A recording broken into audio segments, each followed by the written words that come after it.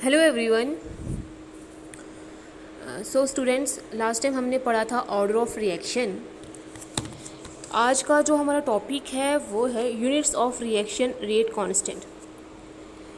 जो हमने rate law में या रेट लॉ एक्सप्रेशन में जो रेट कांस्टेंट पढ़ा था, अब उसके यूनिट्स जो हैं वो हमें कैलकुलेट करने हैं और उसके जो यूनिट हैं वो हम डिटरमाइन कर सकते हैं थ्रू ऑर्डर ऑफ रिएक्शन। एक रिएक्शन के ऑर्डर से हम क्या कर सकते हैं, उस रेट कांस्टेंट जो हमारे पास था जब हमने रेट लॉ डिराइव करा था, तो उसमें हम क्या कर सकते हैं, उसके यूनिट्स को हम डिटरमाइन कर सकते हैं through order of reaction. So order of reaction से हम रेट कांस्टेंट के यूनिट्स कैसे ड्राइव कर सकते हैं वो हम देखते हैं। और रेट कांस्टेंट होता क्या है, जब हमने रेट लॉ देखा था तो रेट जो था वो डायरेक्टली प्रोपोर्शनल था रिएक्टेंट्स के मोलर कंसंट्रेशन के ऊपर। अब जब हम कांस्टेंट को प्रोपोर्शनलिटी को हटाएंगे तो के कांस्टेंट आ जाएगा और ये आ जाएगा रिएक्टेंट की मोलर कंसंट्रेशन। ये जो के कांस्टेंट है इसकी हमें यूनिट्स आज निकालने हैं और इसके यूनिट्स जो हम कैसे ड्राइव कर सकते हैं, through order of reaction.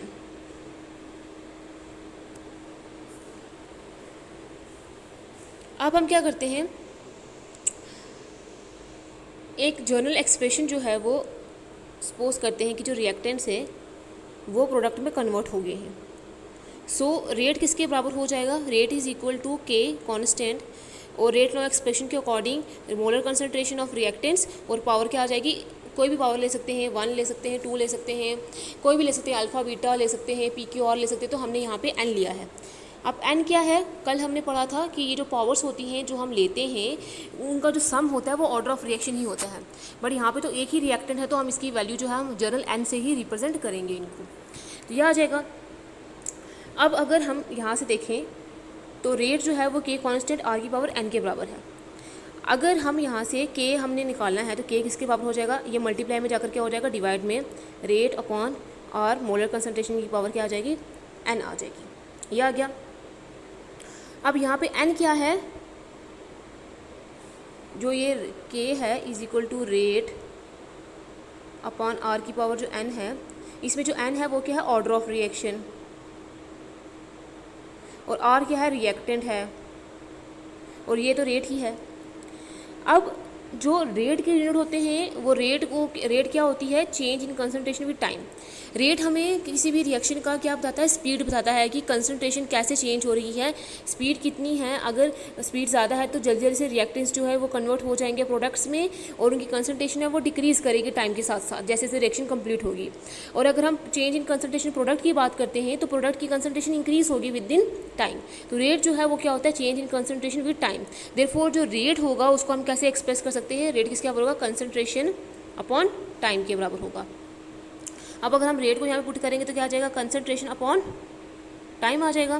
Concentration upon time आएगा तो जो ये रिएक्टेंट्स है, रिएक्टेंट भी इसकी हमने मोलर कंसंट्रेशन ली हुई है, मोलर कंसंट्रेशन ली हुई है तो ये भी आ जाएगी कंसंट्रेशन की पावर एन। सो जर्नल यूनिट्स क्या होंगे, जब हम इसको ऊपर लेकर जाएंगे तो इसमें ऑलरेडी 1 है, इसके साथ कुछ नहीं है तो 1 है, तो आ जाएगा कंसंट्रेशन 1 माइनस एन। जब ये डिवाइड में उसको लेकर जाएंगे तो क्या आ जाएगा, टाइम। ये भी डिवाइड में है तो जिसको ऊपर लेकर जाएंगे तो आ जाएगा इन्वर्स। तो जर्नल जो यूनिट्स होंगे रेट कांस्टेंट के वो क्या होंगे, कंसंट्रेशन 1 माइनस एन टाइम -1। अगर हमने जो रिएक्टेंट की कंसंट्रेशन है वो मोल्स में ली है, मोलर कंसंट्रेशन ली है, तो मोलैरिटी के यूनिट्स क्या होते हैं, मोल्स पर लीटर, और टाइम के यूनिट्स क्या होंगे, सेकेंड्स। तो तब हमारे पास ये क्या आएगा, mole per litre 1 minus N time inverse, या फिर हम क्या लिख सकते हैं, mole per litre 1 minus N second inverse. ये आ जाएंगे जर्नल यूनिट्स किसके, रेट कांस्टेंट के। अब हमारे पास ऑर्डर ऑफ जो रिएक्शन होते हैं वो अलग अलग होते हैं। हमारे पास रिएक्शन जो है वो 0 ऑर्डर भी हो सकती हैं, फर्स्ट ऑर्डर भी हो सकती हैं, जिसमें एन की वैल्यू जो है वो चेंज होती रहेगी। एन यहाँ पे क्या है, ऑर्डर ऑफ रिएक्शन है, तो एन की वैल्यू रिएक्शन के साथ साथ अलग अलग रिएक्शन के लिए अलग होगी, इसलिए रेट कांस्टेंट की वैल्यू भी अलग अलग रिएक्शन के लिए अलग अलग ही होती है। सो हम एन की वैल्यू पुट करके अलग अलग रिएक्शन के लिए अलग अलग ऑर्डर के लिए रेट कांस्टेंट के यूनिट्स निकाल सकते हैं। जैसे जो फर्स्ट है वो है units of rate constant for 0 order reaction. 0 order reaction के लिए जो हमारे पास रेट कांस्टेंट है उसके यूनिट्स क्या होंगे, तो जर्नल एक्सप्रेशन हमने क्या बनाई है, मोल per litre inverse second inverse, मोल per litre 1 minus N, sorry. सो एन यहाँ पे ऑर्डर ऑफ रिएक्शन है, तो फर्स्ट अगर हमारे पास जो रिएक्शन है वो क्या होगी, ज़ीरो ऑर्डर होगी। जब रिएक्शन क्या होगी, ज़ीरो ऑर्डर होगी, तो जब रिएक्शन ज़ीरो ऑर्डर होगी तो तब क्या आएगा, एन की जगह क्या आ जाएगा, moles per litre 1 minus zero second inverse. तो 1 में से 0 निकालेंगे तो 1 ही बचेगा, 1 सेकेंड इनवर्स। इसमें ऑलरेडी मोल्स अपॉन लीटर है ये, तो जब इसकी ऊपर लेकर जाएंगे तो अभी इसकी जो पावर है वो -1 है, तो ये ऊपर +1 है, तो ये दोनों कैंसिल हो जाएंगी, तो सिर्फ क्या बचेगी, मोल के साथ 1 बचेगा, और इसके यूनिट्स क्या आ जाएंगे, moles litre inverse second inverse. तो इसके यूनिट्स क्या आ जाएंगे, moles litre inverse second inverse. या फिर हम ऐसे भी देख सकते हैं कि जो रेट होगा वो for zero order reaction constant के बराबर होगा, और जो रिएक्टर हमने लिया है, या ए ले सकते हैं, कोई भी ले सकते हैं, उसके ज़ीरो कंसंट्रेशन के ऊपर बराबर है। यहाँ पे एन की वैल्यू क्या आएगी, 0 आएगी, तो यहाँ से हमने के निकालना है, तो के इज इक्वल टू क्या आ जाएगा, रेट अपॉन आर की पावर 0। तो अगर हम इसको कैलकुलेट करेंगे तो आ जाएगा, रेट किसके बराबर होता है, concentration upon time.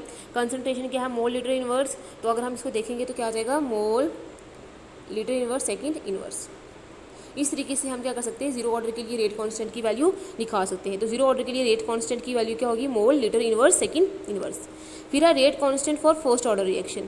First order reaction के लिए रेट कांस्टेंट की वैल्यू क्या होगी, सो हमारे पास जनरल रिएक्शन जो है वो है मोल्स पर litre 1 minus N second inverse. अब एन की वैल्यू फर्स्ट ऑर्डर रिएक्शन के लिए क्या आएगी, 1 आएगी, तो क्या आ जाएगा, moles per litre 1 minus 1 second inverse, तो क्या आ जाएगा, मोल्स पर लीटर 1 में से 1 निकालेंगे 0 सेकेंड इनवर्स, तो ये जो 0 टर्म की होगी 1 हो जाएगी इसकी वैल्यू, तो 1 को सेकेंड इनवर्स से मल्टीप्लाई करेंगे तो सेकेंड इनवर्स ही आएगा।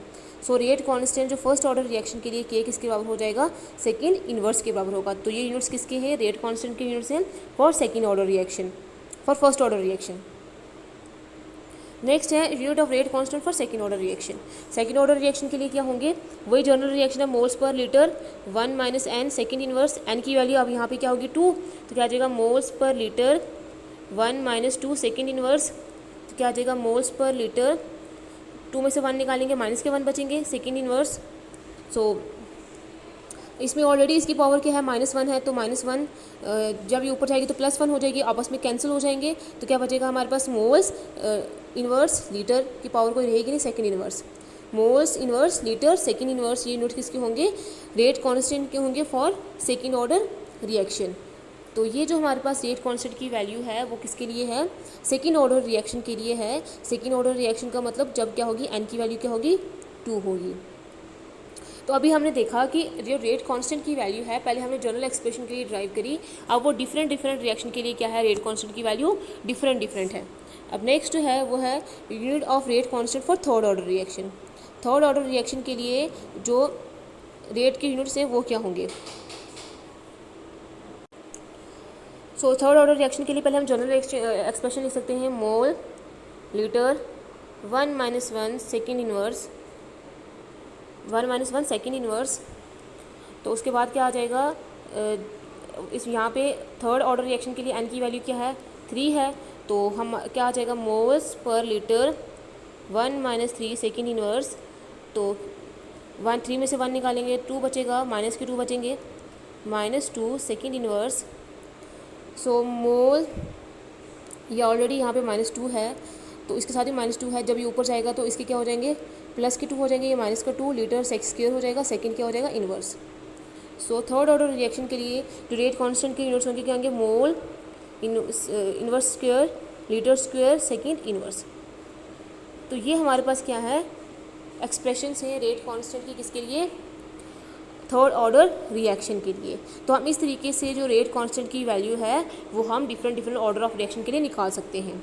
अब नेक्स्ट है हमारे पास unit of rate constant for gaseous reaction. जो हमारे पास गैसियस रिएक्शन होंगी उनके लिए रेट कांस्टेंट के यूनिट्स अलग होंगे, क्योंकि गैसियस रिएक्शन में हम कंसंट्रेशन की जगह क्या लेते हैं, प्रेशर लेते हैं। तो तब उसके यूनिट्स क्या होंगे, अलग होंगे। और प्रेशर के यूनिट्स क्या होते हैं, एटमॉस्फेयर। तो आप देखते हैं कि कैसे हम जो गैसेस रिएक्शन होती है, in case of gases reaction the concentration are express in terms of pressure in the units of atmosphere. Gases reaction के केस में जो कंसंट्रेशन है उसको हम एक्सप्रेस करते हैं इन टर्म्स ऑफ प्रेशर, और किसके उसके यूनिट्स क्या होते हैं, प्रेशर के, atmosphere. Therefore the rate has the units of atmosphere पर सेकेंड।